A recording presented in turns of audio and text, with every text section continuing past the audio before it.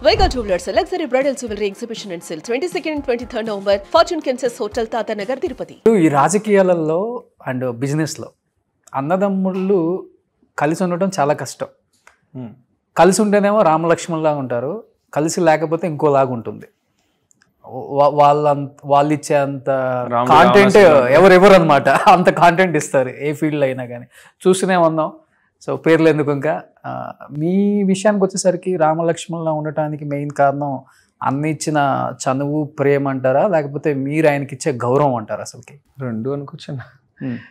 తనకి పెద్ద స్వార్థం ఉండదు. నేను పోటీ చేస్తానని అంటే కనుక నవ్వుతూ నా కోసం పనిచేయడానికి సిద్ధంగా ఉంటాడు. అన్నయ్యకి సీట్ వస్తా అంటే నేను పనిచేయడానికి సిద్ధంగా ఉంటాను. ఇంకా అలాంటప్పుడు మా ఇద్దరి మధ్యలో విభేదాలు ఎందుకు వస్తాయన్నా?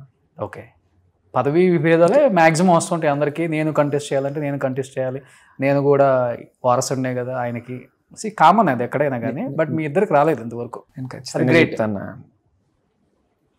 నాన్నగారు చనిపోయిన తర్వాత రాజకీయంగా కుటుంబాన్ని నిలబెట్టాలి అని చెప్పి బాగా కసిగా పనిచేసినటువంటి వ్యక్తి రాజా. అతనే ఒక విధంగా నాకు కూడా ఇన్స్పిరేషన్. అతన్ని చూసి నేను ఒక అన్నయ్య కిందే కాదు, ఒక లీడర్ కింద కూడా యాక్సెప్ట్ చేస్తాను. అతను ఏదైనా చెప్తే నేను నేర్చుకోవడానికి ఇష్టపడతాను. నాకు ఈ రోజుకి ఏదైనా అంటే ఫోన్ చేసి విషయం చెప్తే నాకు వెంటనే ఒక అన్నయ్య కిందే కాదు, ఒక డిక్టేటర్ గాను, లేదంటే ఏదైనా ఒక విషయం చెప్పాలి అని అంటే అన్నీ మనకు గైడ్ చేస్తాడు. ఓకే, సో ఓడిపోయిన తర్వాత జగన్ గారిని ఎన్నిసార్లు కలిసారు గణేష్ గారు? జగన్ అన్న ఓడిపోయిన తర్వాత ఒకసారి కలిసాను. ఒక్కసారి కలిసాను. ఆల్మోస్ట్ ఒక 1 hour టైం స్పెండ్ చేశాను. 1-1 1-1 అన్న ఇద్దరు. ఓకే, సో 1-1 దొరకడం చాలా కష్టం కదా ఆయన అసలుకి. ఎప్పుడు చుట్టూ ఆయన బ్యాచ్ ఉంటారు కదా. అవునన్నా, ఆ రోజు 1-1 అడిగాను. కేఎన్ఆర్ అన్న కంపల్సరీ 1-1 కలవాలన్నా అని రిక్వెస్ట్ చేశాను. ఆయన కూడా ఏర్పాటు చేశాడు. ఒక ఆల్మోస్ట్ 1 hour కూర్చున్నాం. ఓకే, అన్ని విషయాలు మాట్లాడాం ఆ రోజు. నా వరకు, నాకు సంబంధించినంత వరకు రాజమండ్రి రూరల్, రాజానగరం నియోజకవర్గాల మీద కొంచెం పట్టుంది కనుక ఆ 3 నియోజకవర్గాలకు సంబంధించినటువంటి విషయాలన్నీ కూడా ఆయనతో షేర్ చేసుకోవడం జరిగిందన్న ఆ గంటలో. సో మీరు చెప్పారా అసలు ఓడిపోవడానికి ప్రధాన అంశాలు? మీరు ఎక్కువ తిరుగుతుంటారు కాబట్టి, యూత్ ఫాలోయింగ్ ఉన్న ఒక లీడర్ కాబట్టి. ఒక మాట ఫస్ట్ ఒకటే చెప్పానన్న, వాస్తవంగా అన్న మిమ్మల్ని కలిస్తే చాలు 175కి 175 వస్తున్నాయని మాత్రమే చెప్పమన్నారన్న. ఇంకా రెండో పదం మీ దగ్గర వాడద్దు అన్నారన్న అని చెప్పన్నారు. అదే చెప్పా. ఆయన నువ్వు కూడా అలా చెప్తే ఎలా గణేష్, నువ్వు నాకు ఏదైనా అనిపించింది ఓపెన్గా చెప్పాలి కదా, నువ్వు ఇంట్లో మనిషివి కదా అని అన్నారు. అందుకే నేను అలా చెప్పమన్నారు అని చెప్పాను, కానీ ఆ విషయాలు వచ్చి మీతో చెప్పలేదన్నా. అప్పుడున్న పరిస్థితుల్లో మీరు ఒక పక్కన ముఖ్యమంత్రిగా పనిచేస్తున్నారు, మీకు ఎక్కడ టైం ఖాళీ లేదు. ఒక పక్కన చూస్తే మహాకూటమి కలుస్తున్నారు, మీకుండే టెన్షన్స్లో మీరున్నారు. ఇంకా ఆ టైంలో వచ్చి మేము చెప్పడానికి అంత ఛాన్స్ తీసుకోలేకపోయినా. ఏదైనా ఒకటే అన్న, ఈ రాజకీయాల్లో నేను చూసిన దాంట్లో కొద్దిపాటి అనుభవంలో నేను తెలుసుకుంది ఏంటంటే, ఏదైనా పోస్ట్ మార్టం తర్వాత బాగా ఎక్కువ తెలుసుకుంటాం. ఓకే, కాపు కులమే తిరగబడిందని చెప్పారు క్లియర్గా మీరు. 100% చెప్పాను. ఏం చెప్పారు దానికి ఆన్సర్? అయినా జగన్ అన్న ఆలోచన ఎప్పుడు ఎలా ఉందంటేనా, గతంలో ఎప్పుడు ఇవ్వని విధంగా సంక్షేమ పథకాలని మనం ఇవ్వటం జరిగింది. డైరెక్ట్గా నేరుగా ఎటువంటి మధ్యతత్వం లేకుండా జనాలకి డబ్బు అందే విధంగా ఒక సిస్టమ్ తీసుకొచ్చాం. ఇంకా అలాంటప్పుడు ప్రజలు నన్ను నమ్మక ఇంకెవరు నమ్ముతారు అన్న ఆలోచనలో ఉన్నాడు. ఓకే, రెండోది, కోవిడ్ లాంటి విపత్తికరమైనటువంటి పరిస్థితుల్లో నాకు తెలుసుండగా యావత్ భారతదేశంలోనే కాదు, మొత్తం ప్రపంచంలో ఆంధ్ర రాష్ట్రంలో అందించినటువంటి వైద్య సేవలు బహుశా ఇంకెక్కడ అందుండున్నా. ఓకే, ఒక కిట్ల విషయంలో కానీ, టెస్టింగ్ల విషయంలో కానివ్వండి, వాలంటీర్లు ఇంటికి వెళ్ళి మరి వాళ్ళ మీద తీసుకున్నటువంటి శ్రద్ధ కానివ్వండి, అది ఇంకెక్కడ జరగదు. అంత గొప్పగా వైద్య సేవలు అందించినా సరే మేము ఈ రోజున ఓటమికి తలదించుకోవాల్సి వచ్చింది. ఇవన్నీ ఏంటంటే జగన్ గారు చేసినటువంటి మంచి ఏదైతే ఉందో దాని మీదే దృష్టి పెట్టుకుంటాడు కదా.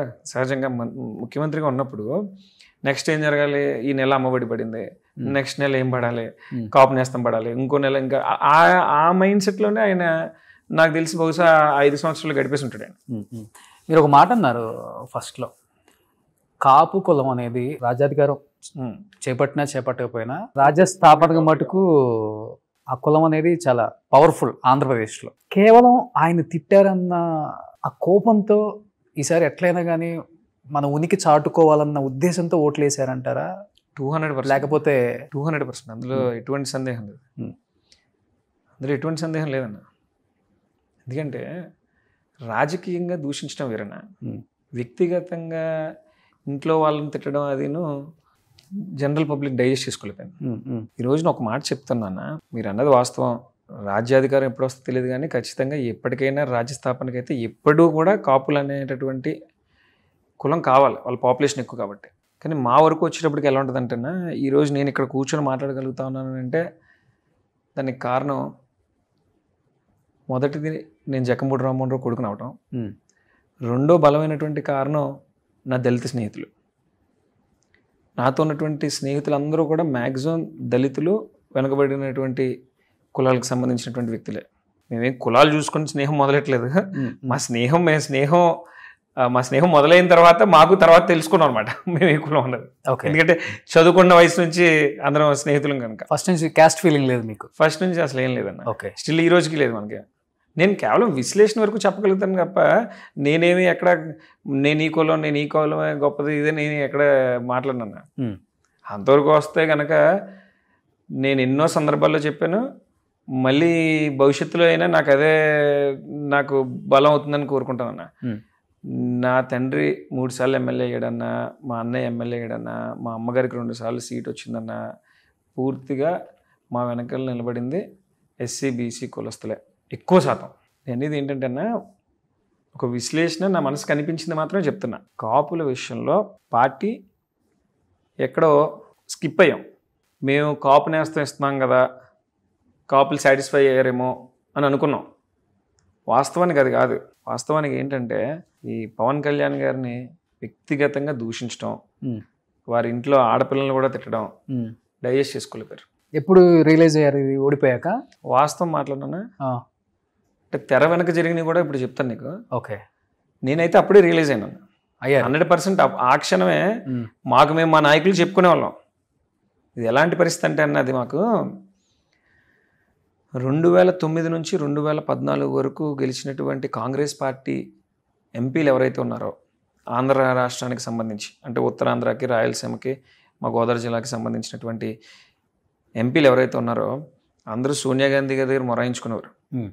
అసలు విడదీయద్దు రాష్ట్రాన్ని, విడదీస్తే ఖచ్చితంగా ఇక్కడ కాంగ్రెస్ పార్టీకి ఇంకా భవిష్యత్ అనేది ఉండదు, జీరో అయిపోతుంది ఇక్కడ అని చెప్పినా సరే ఇంకా ఆ రోజున ఆపలేని పరిస్థితి కదా. కాంగ్రెస్ పార్టీకి వ్యతిరేకంగా మాట్లాడారు ఆ పార్టీలో ఉంటూ. వాళ్ళు చేసే పోరాటం అంతా వాళ్ళు చేస్తూ ఉండేవారు.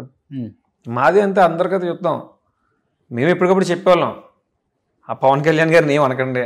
సుమన్ టీవీలో మీ పర్సనల్ అండ్ బిజినెస్ ప్రమోషన్స్ కోసం కింది నెంబర్కి కాంటాక్ట్ చేయండి.